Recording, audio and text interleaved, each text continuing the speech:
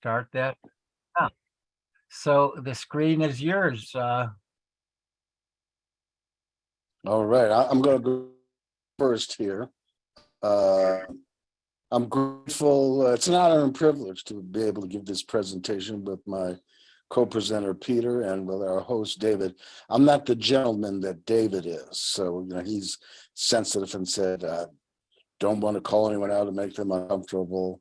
I'm quite comfortable making people uncomfortable, so I wanted to acknowledge some people, whether they wanted to be acknowledged or not. I want to thank Sungwon Victor Williams for showing up to my heart. Not that these people I'm calling out are more important than anybody else, but they are great comfort to me having them on the call. Bob Maddox, Gloria Dantas, my sister Joy, she already spoke, and also let me open up my gallery here. I can see everybody. My brother James Edgerly. Who else do we got here that are my teddy bears, make me feel comfortable speaking from my heart? If I overlooked you, forgive me, but I just wanted to mention that. Peter and I are going to be talking today about, as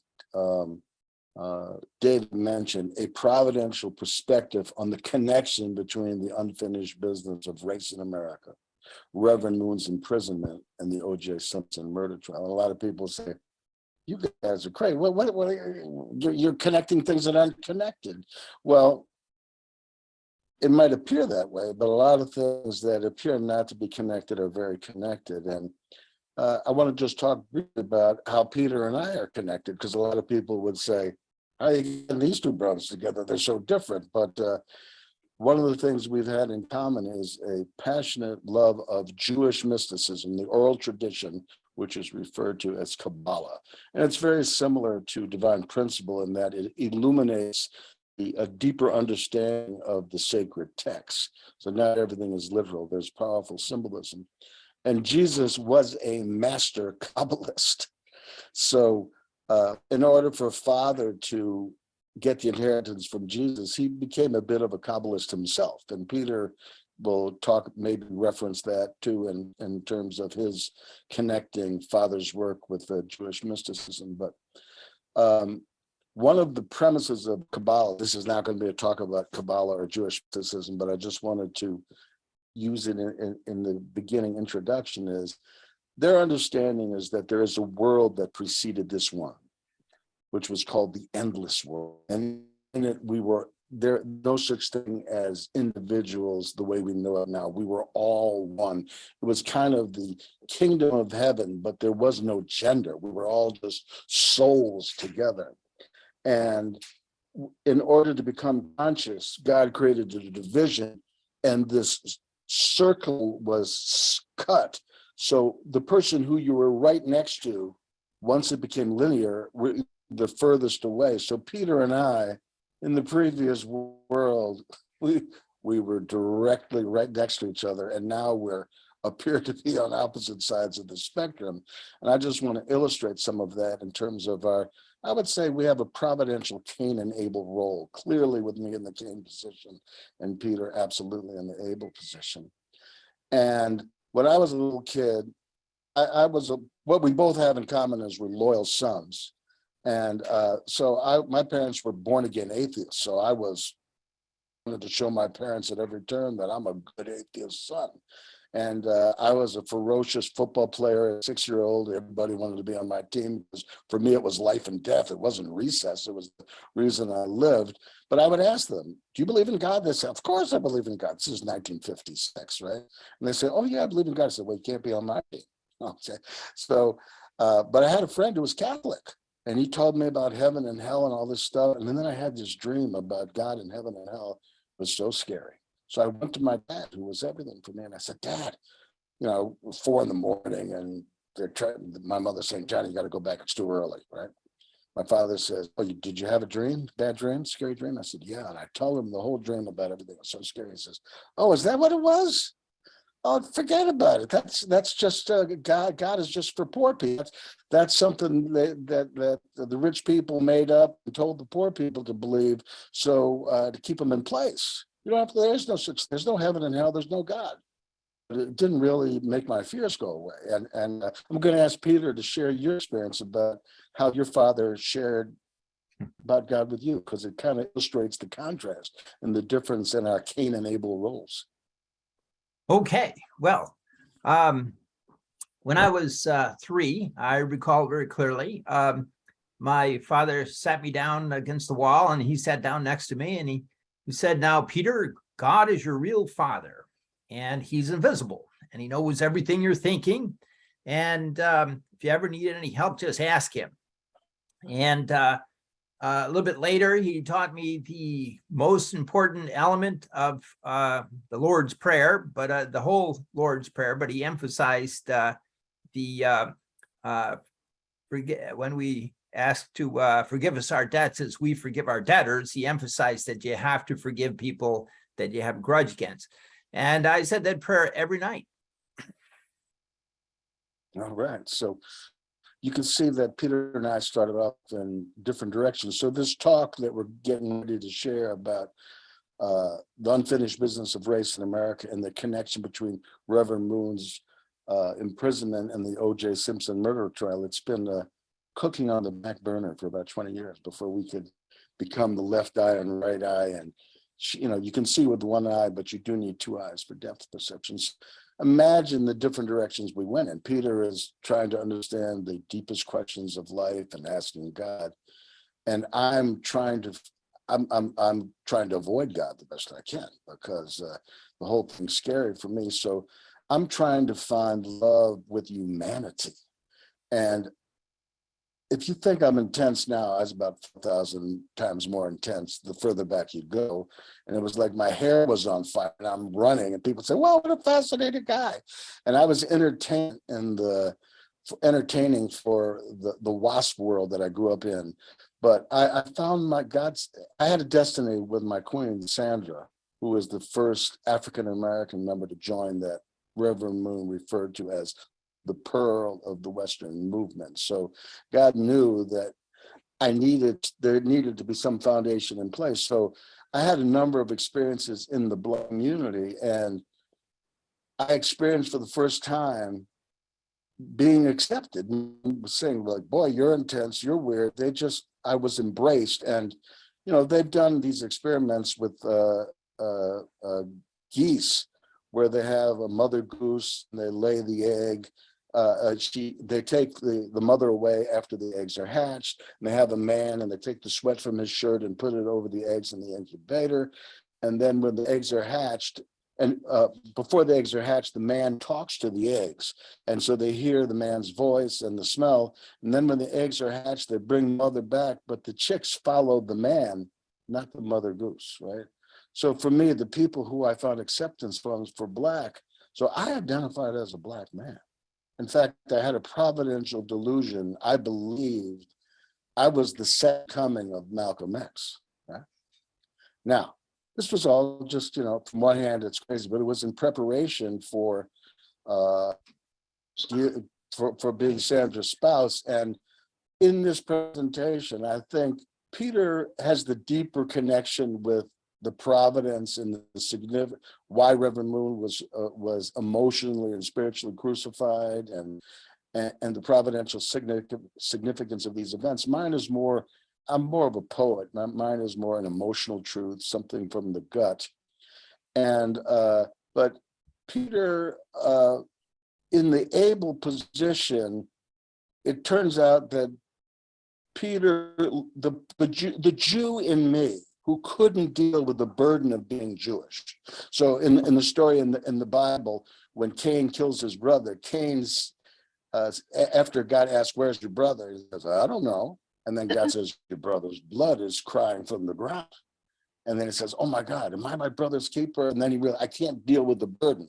So I know Cain's experience. I could not deal with the burden of being the descendants of the people who murdered the Messiah. Because at the time of the crucifixion, Pontius Pilate says, we don't have to kill this guy. And we, in our great confidence, says, don't worry about it. Kill him and let the blood will be on our hands and our children's hands. Well, I'm the child of those, of that ignorance and that arrogance. So I couldn't deal with it. And Peter hunted me down as a righteous Abel. And basically, why don't you tell the story about how we met, and how you dealt with the Jew in me that I couldn't deal with, Peter. And then we'll get Sure. more to the OJ stuff. So I received some revelations actually through a dream, and then through an old Jewish man psychic who walked up to me after a talk and said, "I have a message for you." And when you read the Sefer Yetzirah by Aryeh Kaplan, you'll grow very quickly. So this is actually considered a Kabbalistic oral tradition that was possibly passed on from Melchizedek to Abraham, and totally, Kabbalistic. So as I was studying this, I realized, well, I'm not from the Jewish background. I think I understand this, but I need to find a real Jew that I can bounce my understanding off from and be able to ascertain, is my understanding correct or not?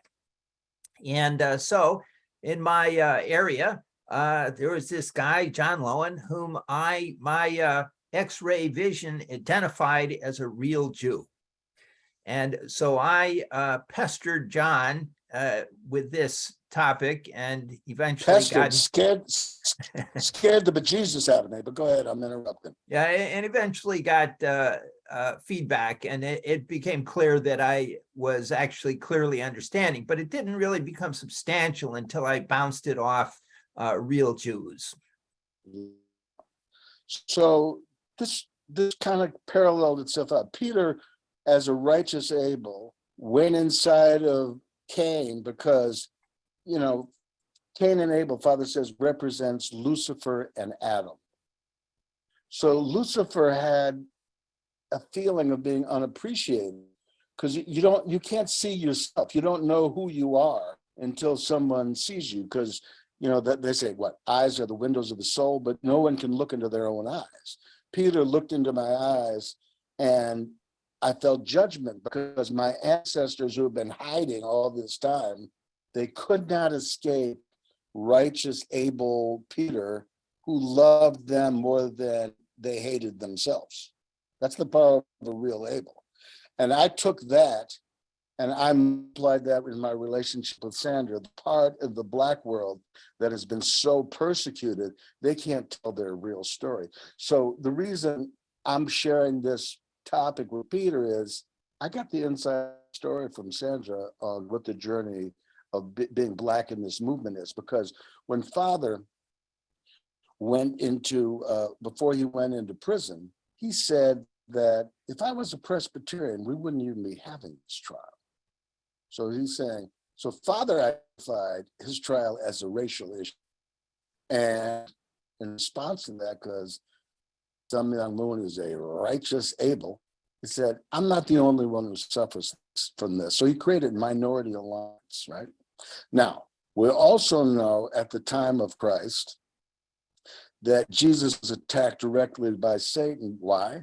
Because he was unprotected by the Jewish people. He was unprotected by his family. And so then he could get to him directly. So the direct inference is that Father was unprotected by us. Why? Because we had not addressed the issue of race.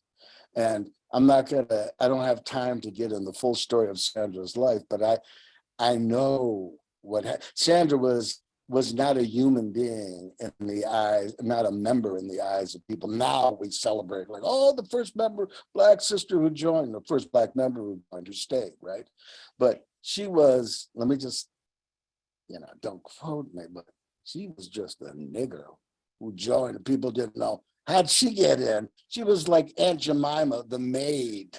So they talked as if she wasn't there. Sandra knows all of the stories, all the stuff. And also, after, at the time of Minority Alliance, the Blacks were not allowed the minorities were not allowed to run the organization because the white people who were in a position of control or authority, they convinced the people who had the money, you can't trust these black people with the money.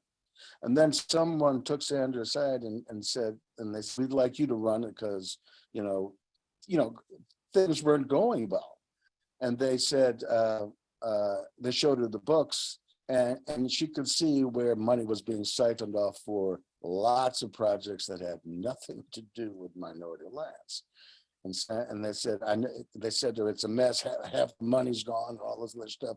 Will you do it? And she says, yeah, I'll be glad to do it. But I need to have control over the finances and who gets hired. And then all of a sudden the position wasn't available. So the issue of race, I'm not here to make anyone feel bad or to stir up guilt. That's not the point. The issue is that there's an unresolved issue of race, and we have to take ownership of that. And also, in terms of understanding the journey, Sandra had ancestors who were close. Her grandfather was a little white girl tripped over him while he was sleeping, and she went home. She shut up and played, but when she went home, the mother said, "Who did that to you?" And she explained she tripped over this black man's feet. They came back and threw gasoline on Sandra's grandfather and burned him to death. Okay, she had an uncle who a white woman was interested in and kind of imposed herself on. And when it was found out, he was lynched, right? And so I really needed to understand what is the source of this, what's the real origin of race, and I just want to share what to me. I'm not here to I can't prove this, you know. Peter, anything he talks about, he's got facts to back up. I'm not that disciplined. Like I said, I'm a poet. But here's what was shown to me. That it says in the Bible that after the fall, God put enmity, hatred between the woman and the serpent. But also after the fall, Adam, Eve, and the archangel, who were supposed to become one and create the kingdom of heaven together, left the garden and created three separate cultural spheres, right? So Adam created essentially the yellow or Asian cultural sphere. Eve created essentially the black cultural sphere, and Lucifer created the white cultural sphere. And I'm not talking about the evil Lucifer. I'm just talking about there was, the angelic sphere, right? Now, so we're talking about enmity between the woman and the serpent. That's black and white. This was feelings that were in God that needed to be resolved. So before Adam comes for the third time, God had to find a way to bring black and white together. That just like Peter and I, we didn't know we had anything in common. And Peter knew, but I didn't. I'm doing my best. Like, I'm kind of busy, Peter. Like, I'd love to talk to you. But when God didn't really have a lot of options, so he brought them together through slavery, the only way he knew how to do it. And wouldn't you know, there was some passion between the white man and the black slave girls. In fact, he said, "You don't have to go out and pick cotton. You come in, you can dust in my house." And there was a lot of passion that was going on, and they became the preferred sexual partner. They became the comforter of emotions for this person. Now, God was hoping that through the realization of that, because when he impregnated these women, these white slave masters were enslaving their own children. God was hoping that would wake them up and they would say, like, "Hey, we got to end the slavery thing. It should have been short-lived." But they couldn't take ownership of the fact that love was more important than the economics, right? So then after slavery, the providence switched to the love between the white woman and the black man. And there was a lot of passion that happened behind closed doors. But when I've talked to old timers, they say, "Oh yeah, there was a lot of love. We just couldn't own it." So the story went like this, and this is getting to the scene of the crime. And I'll bring the OJ thing. I'm going to throw it over to Peter after that. So After slavery, the white woman with her black lover, she thinks her husband's away on a trip, but something gets canceled. He comes back early, and there's his woman in bed with her black lover. Now, what God was hoping would happen is she would say, look, let's end this silly game of pretense. You preferred the black woman during slavery. And I felt left out, but hey, that's where your heart was.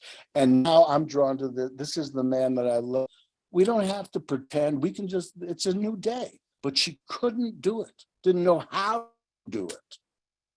And this also deals with thinking and feeling, that a lot of times when we can't deal with our emotions, they get repressed, or we lie, we misrepresenting them. And what she did, she screamed rape when it was passion. And because of that, Black men were lynched by the hundreds, their genitals cut off and stuffed in their mouths. And they became the scary thing that the white culture feared because of that lie, right? Now, who is the most central Black person who fulfilled that destiny? OJ Simpson comes to mind. He was from a rough neighborhood in San Francisco, could have wound up in prison easily in gangs and all that other stuff. Willie Mays and some other people took him aside, they helped him. And first chance he got to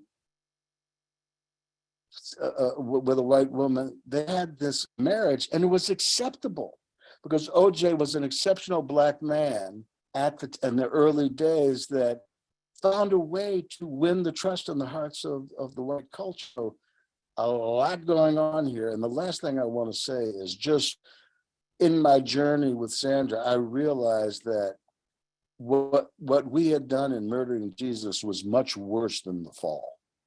Because at the time of the fall, Adam, who was was the mirror for God to see himself in, the mirror got broken into 3 pieces. I mean, your grandchildren could put a mirror that broke into 3 pieces back together. At the time of the second coming of Adam, Jesus, the mirror, millions of people were alive. So it was impossible to put the pieces back together. So we went from being the elite chosen people who were God's champion, who wherever we went, we won, to wherever we go, we lose. And so Jewish people are pretty neurotic. You know, I'm not the spokesperson for all Jewish people, but my perspective is we're brilliant, but we can't really talk about the deep stuff because we haven't accepted that we're nobodies in the role of being of Abel, but we have an awesome role in position in the role of Cain, of training champions. So if we're going to look for we can't go back and fix it. So the same way, we have the opportunity to protect Father, you know, but we didn't know how to do it. So we can't go, but we lost that opportunity to do it. We have to go out into the world. Because of our failure, Father created home church. And even before that, before Father was the Messiah, he was in the position of John the Baptist. And when he spoke at Washington Monument afterwards, he said, Washington Monument is a victory on the condition that we love the outside world the way Father loved us. Well, until we loved OJ Simpson and what he represented, not just the person of OJ. Don't get it twisted that you got to go out and make friends with OJ. But the ideal that he represented, which God had been trying to do with history, you don't get to go back and we don't get to go back and be God's elite special people.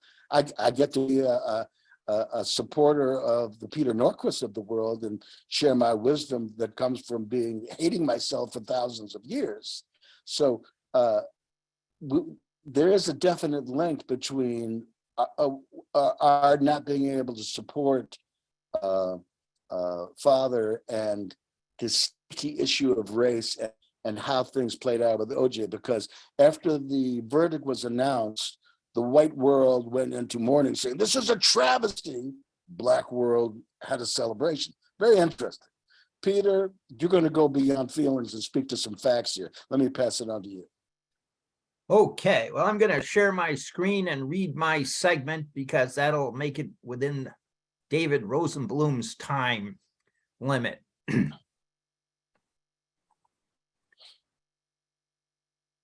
Okay, so some of this stuff was already covered by David in his introduction.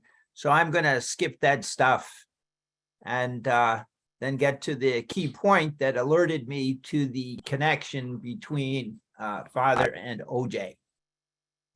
So that is represented by this top line.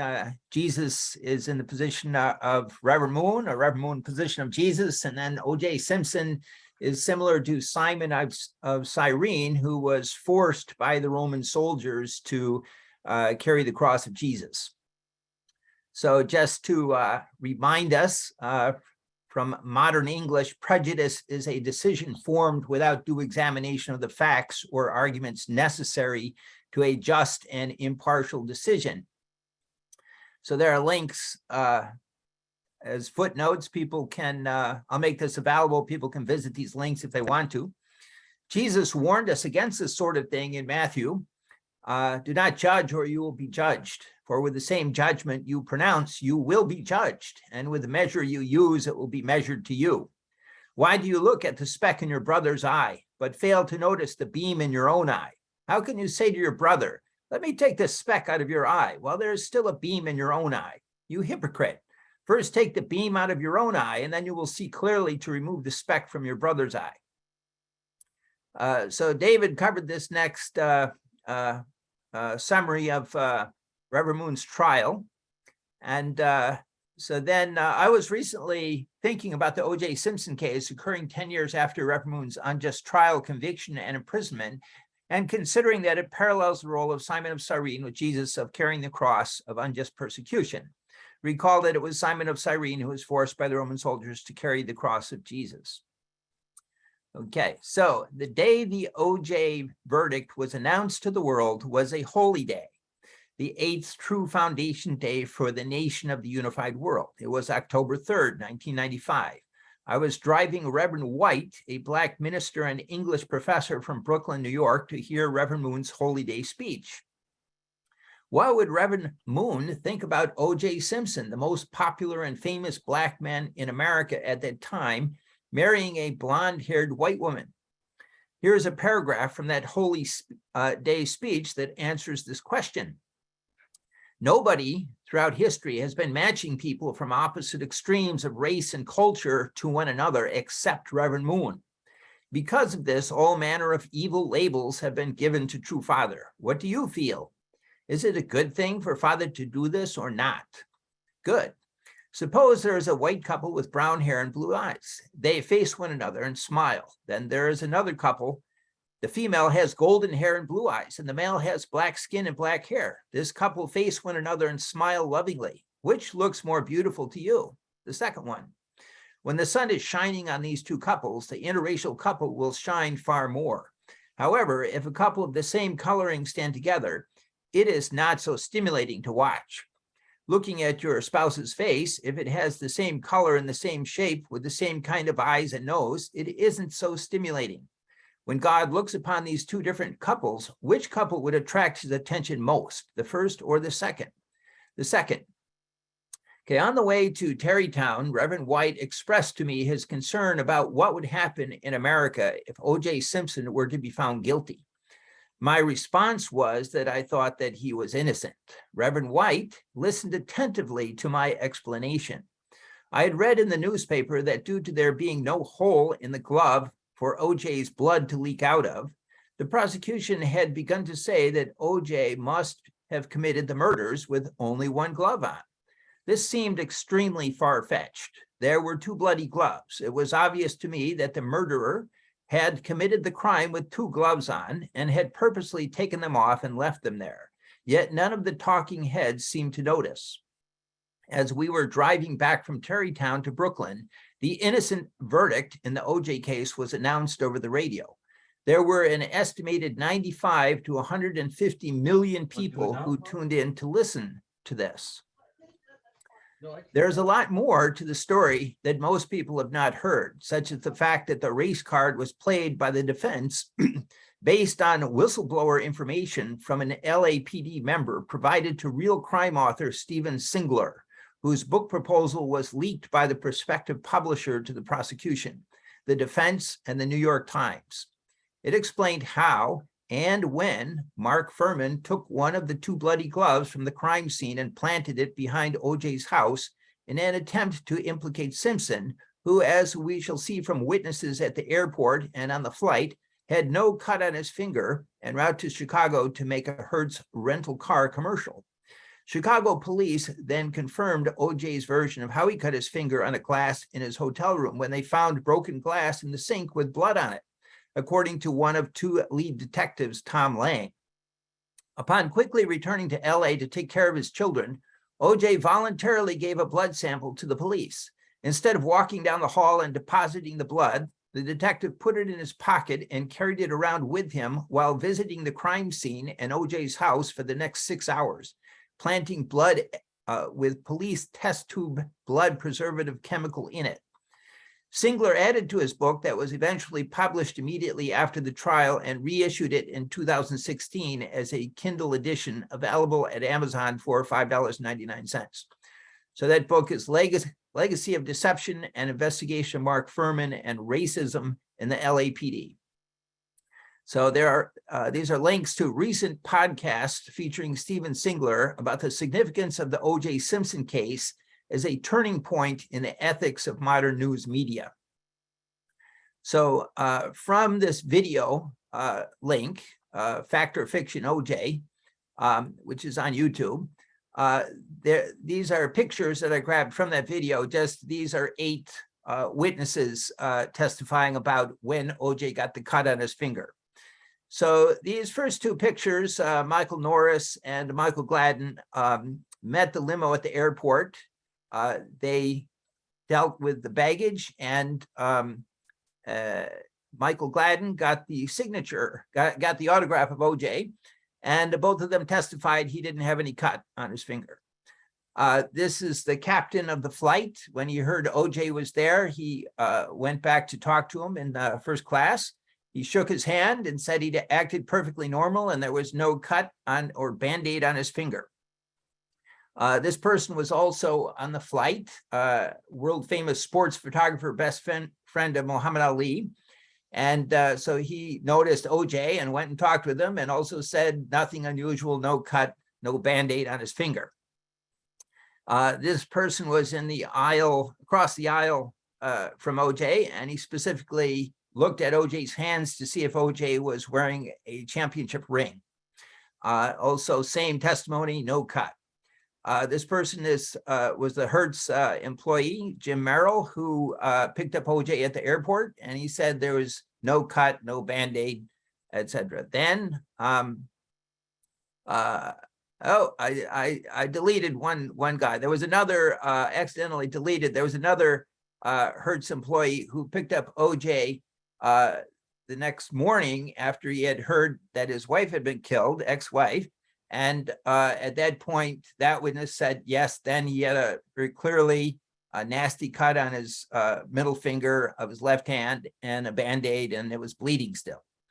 And this is Detective Tom Lang, who in this part of the video is shown explaining how they alerted, when OJ said, this is how I cut my finger, they alerted the Chicago police. They immediately went to the hotel room and found the glass in the sink with blood on it, which confirmed OJ's version of how he cut his finger.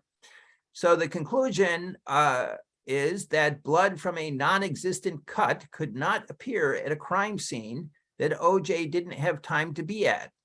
OJ should never have been falsely accused in the first place, nor the public's time and money wasted on an unjust prosecution. Crimes were committed in the OJ case, but not by OJ Simpson. So then Steven Singler, another interesting thing is that F. Lee Bailey wrote a final book about the OJ case because even recently new information came out. And that book was published last year just before F. Lee Bailey died, or rather just after F. Lee Bailey died.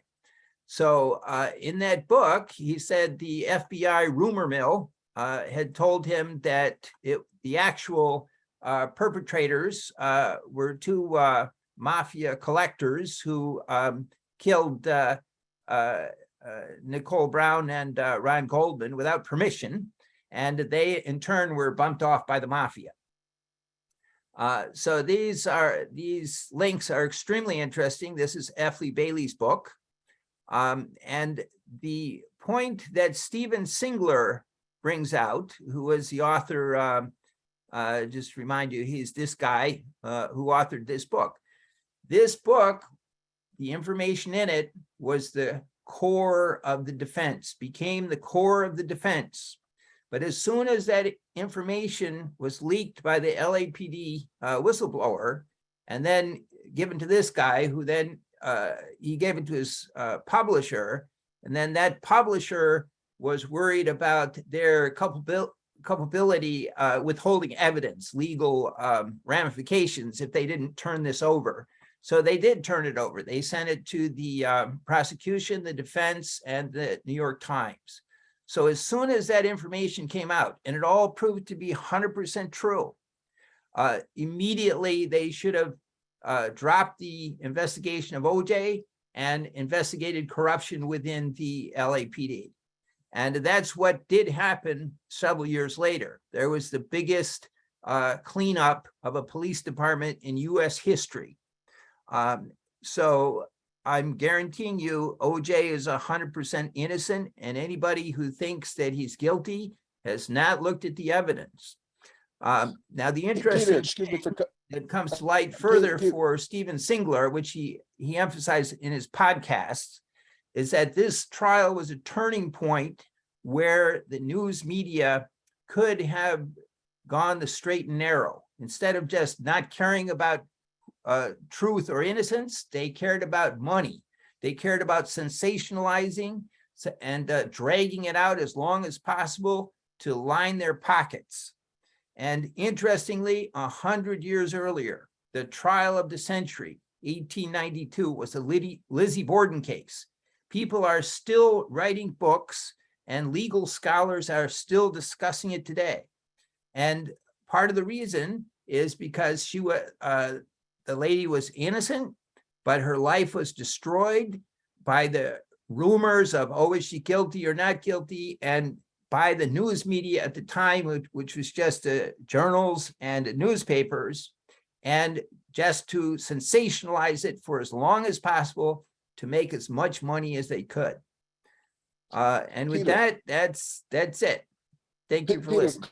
could you just, in sharing with me, you had mentioned that when OJ's blood was taken for a sample, that evidence was misused, and do you want to just share that little piece there with it? In terms of when they took a DNA test for OJ. That became a big deal as the efforts to frame OJ, where he willingly gave his blood. If he hadn't given his blood sample, there wouldn't have been any of his blood found at the crime scene.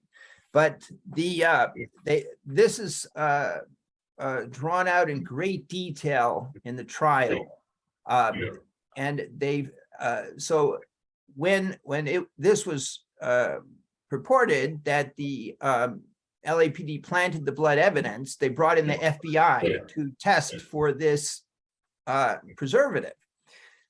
And but the prosecution never put that FBI guy on the stand because he proved that the defense accusation against the LAPD was true. And so that there was this chemical in the blood. And even in the trial, Barry Scheck, who started the DNA Innocence Project, and this was kind of in the preliminary stages during the OJ trial. Anyway, they had photographs of a fence that had been cleaned immediately after the murders, the back gate, and had been repainted. And then 30 days after the murders, the prosecution went out to try to find more blood, quote unquote, find more of OJ's blood. So then a drop of OJ's blood with the chemical in it wound up on the back gate and was presented as evidence. So Barry Scheck just ripped that apart and said, look, if that blood were there that long for a month, it would have totally deteriorated, but it looked like really fresh. And the reason is because the police just planted more of OJ's blood. Okay, so do you want to give a short conclusion, John? That was excellent, Peter. And John, do you want to conclude? Well, I would just say, I think, even though this is not about Kabbalah, I think it's Peter and my shared love of Kabbalah that made it possible for us to come together and make this presentation.